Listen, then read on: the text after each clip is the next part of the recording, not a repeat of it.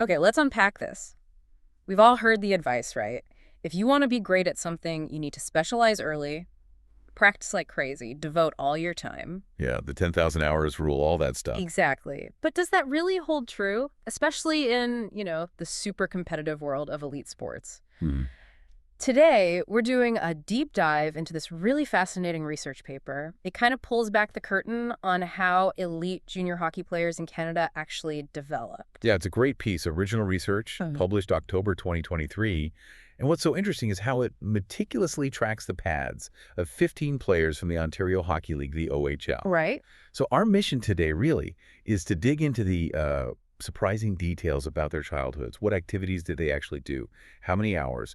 And crucially, when did they really start specializing? Okay. Because you might find that what the data shows, well, it challenges some of those common ideas about athletic development. All right, let's start right at the beginning then. When did these future OHL players first even put on skates? What was that early world like before hockey became, the thing? Well, the study found they started incredibly young. Like, average age for first lacing up skates was around 3.4 years old. 3.4, wow. Yeah. And they were regularly involved, like playing consistently, by about 3.87 years. So pretty much straight away. Okay. And get this, by age 4.8, so not even 5 years old yet, they were already playing in an organized league. That's really early. Almost toddlers on ice. Pretty much, yeah. Almost as soon as they could walk properly. But was it just hockey, hockey, hockey from day one? We hear so much about deliberate practice, right? That really structured, focused effort to improve specific skills. Right, the drills, the coaching. Yeah. But what about deliberate play? The hockey stuff that's just about having fun, messing around, enjoying the game itself. Was there much room for that? That's a really important question. And the data here shows a pretty interesting, maybe even concerning trend for deliberate play. Oh. So it did peak, but that was at age 9. After that, it dropped off sharply. Like really sharply. How sharp? Well, think about this. By age 16, deliberate play, the fun stuff, made up only about 4.7% of their total time spent on sports. Only 4 or 5%. Yeah, compare that to age 6 when it was over 34%. That's a huge drop. Wow. And it's significant because previous research on junior hockey players actually showed way more time spent in deliberate play. So this group seems different. It seems that way. And the researchers, they specifically point out that cutting back on this kind of sports-specific play could actually hurt things like decision-making, creativity, even just their basic love for the game, their intrinsic motivation. So less fun, more structure as they got older. What about other sports then? Were these guys just laser focused on hockey from age 5, or did they play other things too? Oh, far from it. They're actually involved in a lot of other sports. Combined, the group played 16 other sports besides hockey. 16. Okay. Yeah. On average, at age 6, they were playing about 2 other sports. That number peaked around age 12, where they were playing, on average, 5.6 different sports. 5 or 6 sports at age 12 while still playing serious hockey. Exactly. And their highest number of hours in other sports also peaked at age 12. Interesting. But after age 12, yeah, participation in other sports dropped off steadily. By age 15, it was down to about 2.3 other sports on average. Okay, so that really pushes back against the specialized super early idea, doesn't it? At least in terms of only playing one sport. Having that diverse background seems common. Absolutely. It seems valuable. And certain types of sports really stood out. Like what? The study calls them invasion sports. Think soccer, basketball, lacrosse. Sports where you're trying to invade the other team's territory. Right, makes sense. Team sports, similar tactical elements maybe. Exactly. Those sports accounted for the most hours outside of hockey. And here's a kicker. Every single one of the 15 players played soccer at some point. Every single one. Yep, especially between ages 6 and 12. The researchers think the tactical similarities about, reading the play, spatial awareness, teamwork might actually boost hockey performance through skill transfer. That makes a ton of sense. You're building this broader athletic foundation. Okay, so they're playing lots of sports. It's getting more structured. What about the enjoyment? Did they actually like doing all this? Did the fun factor change as things got more serious? That's another fascinating part. They consistently rated both organized games and practices pretty high on physical effort and mental concentration. And those ratings went up steadily as they got older. Okay, so they were working hard and focusing. Definitely. But the fun rating, that's where it gets interesting. For organized games and practices, the median fun rating was 100%. 100%. Perfect fun. 100% fun, yeah, up until age 15. But then, at age 16, it dropped. quite a bit, actually, down to 80% for games and only 75% for practices. 75% fun rating for practice at 16. That seems low for something they're dedicating their lives to. It does suggest that as the commitment ramped up, as the pressure increased, maybe some of that pure, simple enjoyment started to fade, at least in the formal settings. Do they still find fun anywhere? Yeah, interestingly, the self-initiated stuff like, pickup games, just skating on a pond that stayed pretty high in fun, even at age 16. So the structure might squeeze out some joy, but the love of just playing is still there. It seems like it.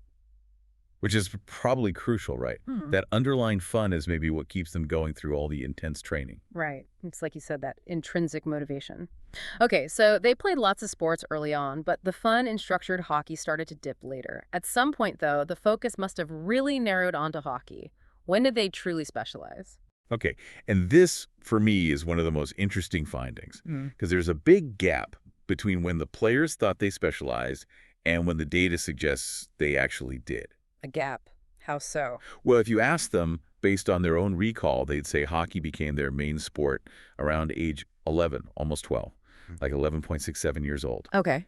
And they believed they started training for hockey more than 8 months a year, around age 12.4. Right. So based on their own perception, they felt they were highly specialized by about 13.4 years old. 13 and a half, basically. Okay, so that's what they remember feeling. But what did the actual hours, the hard data, show? Yeah, so when the researchers looked at the logs, the actual hours spent training, it turns out they were hitting that more than 8 months a year mark way earlier. How much earlier? On average, 7.8 years old. 7.8, not 12.4. Nope. Almost 5 years earlier than they recalled for that specific marker. Wow, that's a massive difference. It is. So based on these quantitative measures, the researchers calculated they were actually highly specialized by about 12.87 years old, so almost 13. Which is still about half a year earlier than they thought, but that 8 months a year thing starting at age 8 instead of 12, that's huge. They were really committed really early, even if they didn't fully realize it at the time. Exactly. They underestimated their commitment level by a pretty big margin. Sometimes the actual hours were more than double what they reported remembering. And this kind of fits with another finding, a qualitative one, that most of them got the idea of becoming an elite athlete around age 8 and then made the conscious decision to go for it by age 12. So the ambition was there early and the hours followed, even if their perception lagged a bit behind. What was driving that push towards specialization, often earlier than they even realized? Well, external pressure definitely played a role. Coaches, parents. 8 of the 15 players were actually told not to play other sports during the hockey season. Told not to. Why? The main reason given was usually injury prevention. Don't get hurt playing soccer when you should be focusing on hockey. Ah, the classic argument. But doesn't specializing sometimes increase injury risk, especially overuse injuries? That's the irony, isn't it? Yeah. And the data here seems to support that concern. The study found only 1 injury reported across all players before age 12. Just one. But between ages 12 and 16, there's a huge jump. 22 injuries reported. 22. Yeah. And significantly, 3 of those were chronic overuse injuries. And think about this timing. The researchers noted that the ratio of organized training to free play hit what they call an at-risk level more than 2 hours of organized practice for every 1 hour of free play right around age 12. Which is exactly when the injuries started spiking. Precisely. It coincides almost perfectly. So the push to specialize early to prevent injury might actually be contributing to more injuries, particularly those overused ones, right when the training load gets really intense. That's quite a paradox. Trying to protect them might inadvertently put them at greater risk. What about other things like fancy hockey academies or private coaches? Were those a big factor? Surprisingly, maybe. Only 1 player in the group attended a dedicated hockey academy, and that was just for 1 year. Only one. But private coaching, that was very common. Most of them used private instructors, skating coaches, goalie coaches, skills coaches as part of their deliberate practice. Right. And many started that really early, too, some as young as 6 years old. 6 years old with private coaches. Yep. Which, implies a pretty significant financial investment from parents or guardians. Yeah. Sustained over many, many years. No kidding. Okay, so putting this all together, looking at this whole deep dive, what are the main takeaways for you? What stands out about how these elite players developed? Well, a few key things. First, it does confirm that, for these guys who made it to the OHL, it involves starting very young. Yeah. And a really high level of commitment pretty early on, with those hours of deliberate practice and organized games just ramping up over time. Right. But, and this is crucial, it also strongly shows that sampling multiple sports, especially those invasion sports like soccer and basketball, is really common in the early years. And it's likely beneficial, possibly helping skill transfer, not hurting their development. So diversity early, intensity later. Sort of, yeah. The diversity phase seems important. And what about maybe the most critical insight here? I think, looking at the bigger picture, it's about the enjoyment. Despite the structure increasing and the reported fun decreasing a bit later on, that really high level of fun they had when they were younger, that was probably essential Essential for what? for sticking with it, for sustaining that commitment through the sheer volume of effort and concentration required. Without that early joy, would they have lasted? Good question. And then there's that disconnect we talked about between thinking you specialized at 13 or 14 Yeah. and actually hitting those specialization markers much earlier, maybe even by 8 or 12, depending on the measure. Right. It really makes you question, Yeah. how are we, parents, coaches, the athletes themselves, how are we approaching this whole long game of development? Are we fully aware of the timelines, the trade-offs? So for you listening, the path to elite junior hockey, at least based on this study, isn't just about starting early and grinding nonstop from day one. No. It looks more like this complex mix, right? Diverse experiences early on, then yes, intense commitment, but maybe an earlier commitment than realized. And there's that sharp drop in just for fun play later. Yeah, a decline in deliberate play. But hopefully that thread of underlying enjoyment, that passion, somehow keeps them going. Exactly.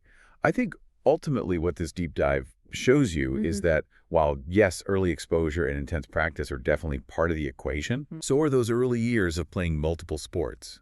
And maybe most importantly, so is that feeling of fun.